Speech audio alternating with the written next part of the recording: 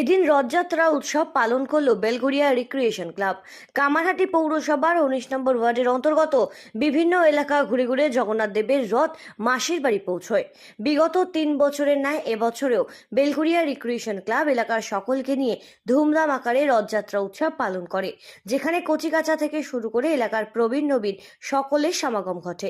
এদিন ক্লাবের সামনে থেকে জগন্নাথ দেব, বলভদ্র এবং সুভদ্রা দেবীকে পুজো দিয়ে রাজবেশে সাজিয়ে রথে চাপিয়ে এলাকা পরিভ্রমণ করা হয়।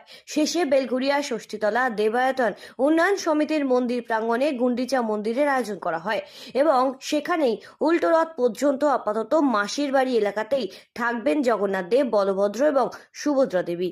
গুন্ডিচা মন্দির প্রাঙ্গণে প্রত্যেক দিন বিশেষ পুজো অর্চনা এবং প্রসাদ বিতরণের আয়োজন করা হয়েছে সন্ধ্যায়।